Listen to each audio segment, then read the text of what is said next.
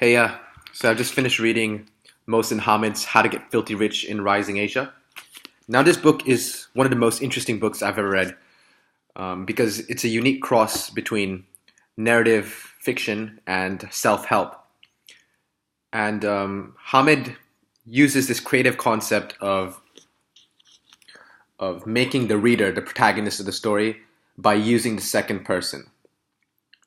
So everything that the protagonist does is actually what you're meant to do in order to get filthy rich in Rising Asia. So on one hand, this book is about the steps you need to take in order to get filthy rich in Rising Asia.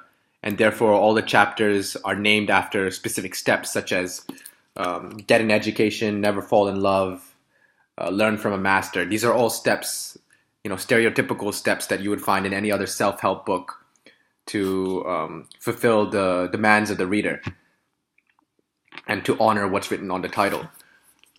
However, this book is not just a stereotypical wannabe-ish guide. It's actually a novel. So all these steps are actually told in retrospect, and they walk us through the entire life of a person who was born in an impoverished village in either Pakistan or India, and who makes his way up into the upper echelons of society and ends up being this multi-billionaire, very rich individual. So this book, despite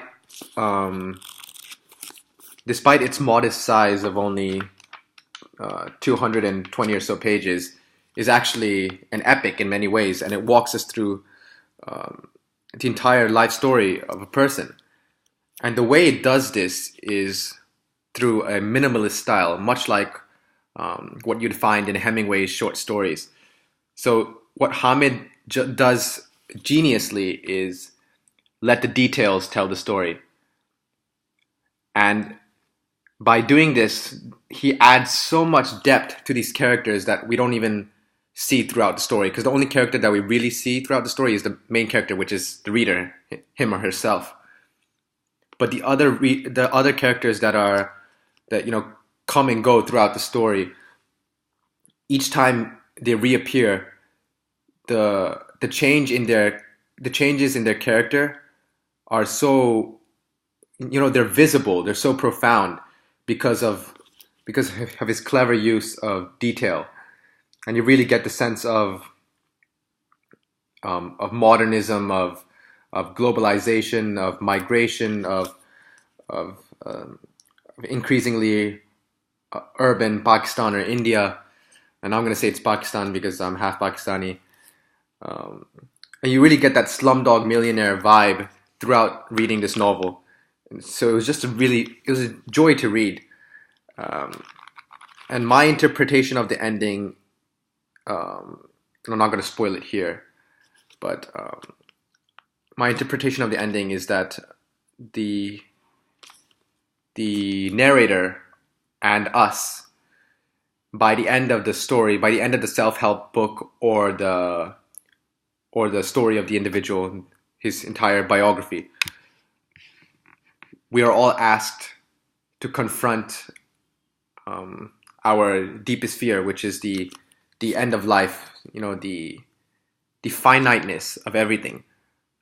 We are all told to question the value of all the things we hold dear, and being filthy rich is not the answer, because the old man, or us, the reader, is old, weak, frail, and quite poor by the end of the story. And he realizes that the most important things in life were the relationships he had with other people, and more specifically, the relationship he had with his significant other, which he never really made enough time for because he was always on the grind.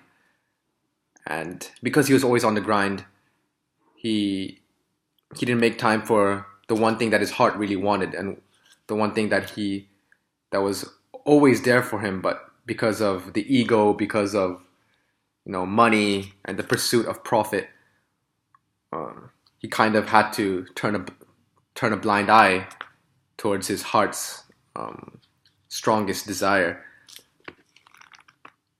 So yeah, throughout the story, you're just told that you're supposed to get rich by following so and so steps, but then we see how the writers, how the narrator's character and sense of honor deteriorates. And I think through this process, the reader undergoes a process of catharsis and self-transformation. And so this book is truly transformative in its power to get us to reconsider what we think is most important in our life, and is just a beautiful read. You know, you got that Slumdog Millionaire, rags to riches story.